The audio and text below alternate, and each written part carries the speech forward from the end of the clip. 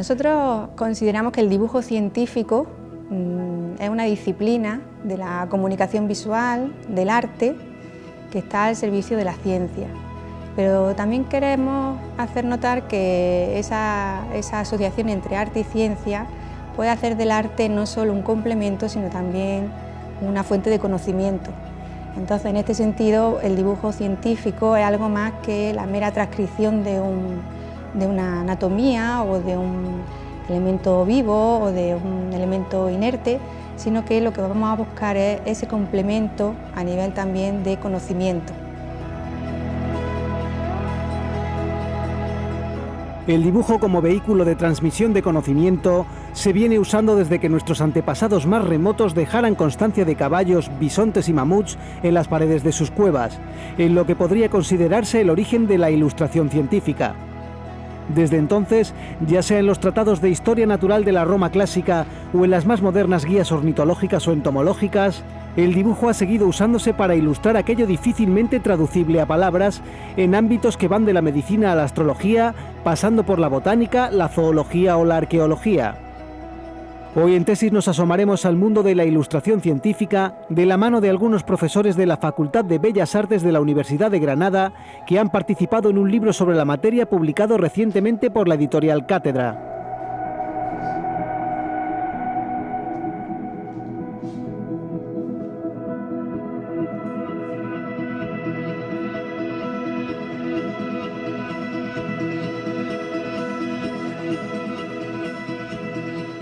Se considera que el dibujo científico puede ser una de las disciplinas donde arte y ciencia se dan la mano, es decir, donde con más motivo se puede hablar de una integración, una fusión de las dos disciplinas, pero en este caso nosotros consideramos que el dibujo sí que está al servicio de la ciencia, es decir, debe responder a las preguntas o a las necesidades que la ciencia le va planteando, pero además con un valor añadido, porque el dibujo en sí mismo también es portador de un conocimiento. El imaginario con el que el dibujo científico se expresa proviene prácticamente ya desde las primeras compilaciones de científicas. Por ejemplo, cuando las plantas se definen con un fondo neutro o simplemente con un dibujo de línea, a veces está condicionado por los sistemas de impresión, pero en muchas ocasiones las primeras representaciones crearon ya un modelo, un prototipo para representar la ciencia, y ese modelo, ese prototipo se ha ido preservando, se ha ido continuando, incluso en el Renacimiento y hasta el momento contemporáneo podemos encontrar muchas similitudes, por ejemplo en el uso de fondos neutros, fondos planos, que aparecen ya de manera continua en toda la historia.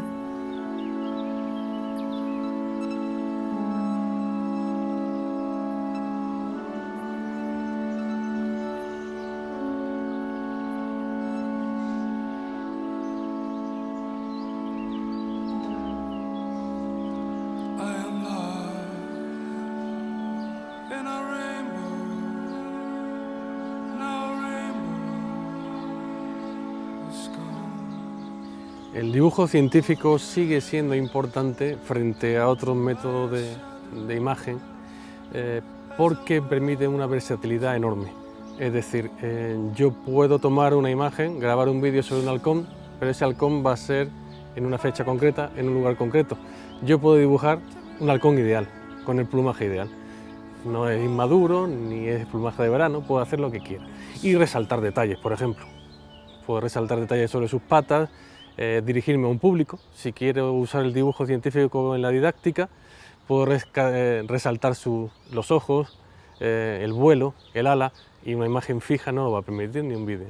El vídeo, la era digital, ofrece imágenes de macro, por ejemplo, que en un dibujo no podrás hacer, pero nunca va a representar la idea humana de ese objeto, y eso es muy importante. A la hora de ilustrar sobre el natural, que es muy distinto de ilustrar sobre fotografía, la idea básicamente es tomar apuntes.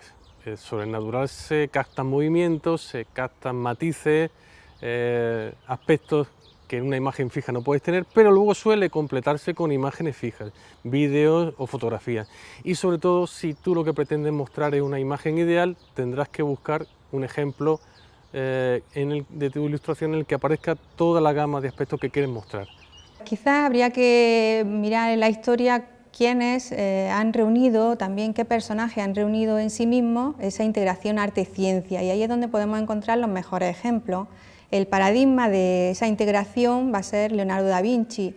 En el Renacimiento es considerado un genio universal, no solo por sus conocimientos artísticos, sino también por la contribución que hizo a la ciencia.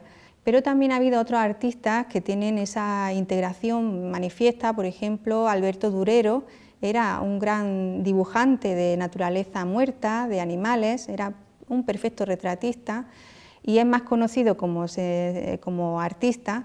Y en el otro lado, en el otro componente, pues podemos encontrar el caso de una mujer, curiosamente en la historia, Sibila Merian, que era una hija de un científico que se especializó en el dibujo de los insectos y que tuvo una fama importante, muy notable en el siglo XVIII.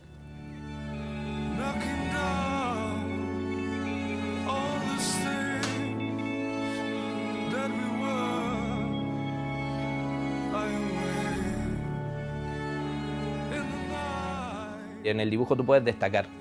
En la foto eso está condicionado por unas condiciones de luz, pues si son las 12 de la tarde no igual que si son las 2 de la tarde, y tú en el dibujo todo eso lo obvias. Es decir, tú primero haces lo que sería un poco los volúmenes, más o menos, y luego destacas si quieres que haya más sombras, si haya menos, que esto tenga más luminosidad, que esto se me venga al principio y que lo demás se vea más difuminado. En el dibujo, por ejemplo, la alhambra está destacada con líneas de tinta, mientras que todo lo que es el paisaje no tiene línea. Entonces es una forma también como de crear planos y focalizar un poco la atención en sitios diferentes. La importancia del dibujo científico, y más hoy en día, donde tenemos las nuevas tecnologías, fotografía y demás, yo lo descubrí realmente trabajando. Es decir, porque uno dice, bueno, es que una foto lo reproduce perfecto, y no es cierto.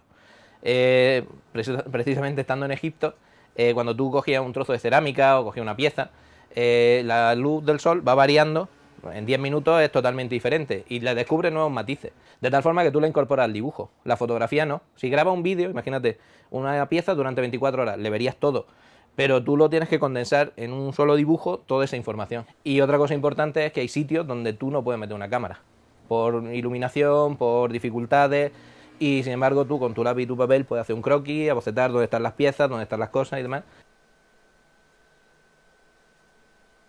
Valorar cuánto de artístico, cuánto de científico pueden tener las ilustraciones va a depender de para qué se utilicen esas ilustraciones, de la finalidad con la que se hacen, porque hay ciencias muy objetivas, muy descriptivas, en las cuales el margen de maniobra del dibujante es prácticamente nulo, debe ser muy preciso a la hora de representar, muy objetivo, y sin embargo en otras disciplinas va a ser todo lo contrario, prácticamente se trata de obras de arte.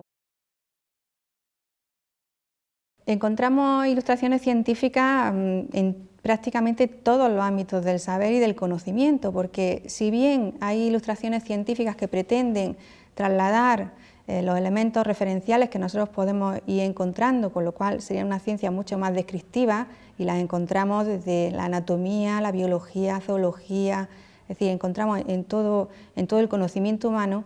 También el dibujo científico indaga o se introduce en otros campos que ya no son solo visuales, sino también conceptuales. Es decir, a veces un dibujo va a poder explicar la estructura del ADN, como ocurre con el caso de la doble hélice, o el movimiento orbital de los planetas.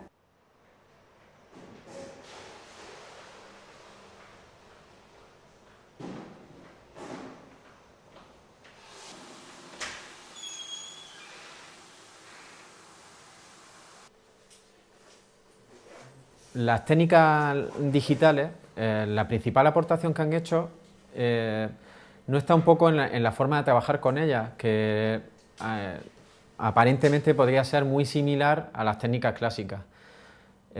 Una de las principales aportaciones sería el ahorro de tiempo, el trabajo por capas, el poder corregir las ilustraciones en cualquier momento, el cambio de color instantáneo.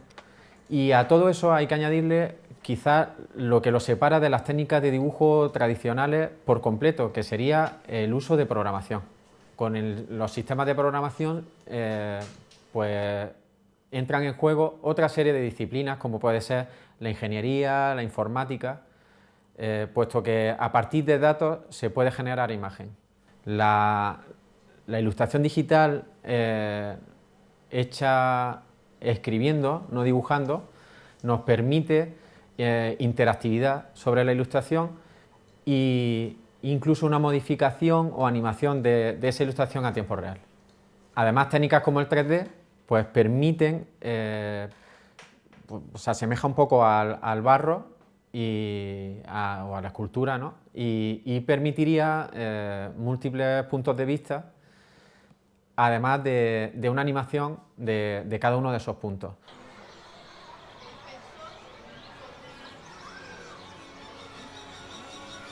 En mi opinión, el dibujo científico no va a desaparecer porque es insustituible en muchos aspectos y yo creo que va a seguir manteniéndose durante mucho tiempo. En mis tiempos de estudiante no había formación para ilustración científica, ahora la hay, o sea que en realidad esto va a más. Las guías de aves siguen teniendo dibujos en lugar de fotografías, porque tú en una misma ilustración puedes poner al animal volando, parado, en plumaje infantil, juvenil, en plumaje de verano, de invierno, siempre con la misma mano del mismo artista, con lo que el animal va a seguir siempre el mismo criterio.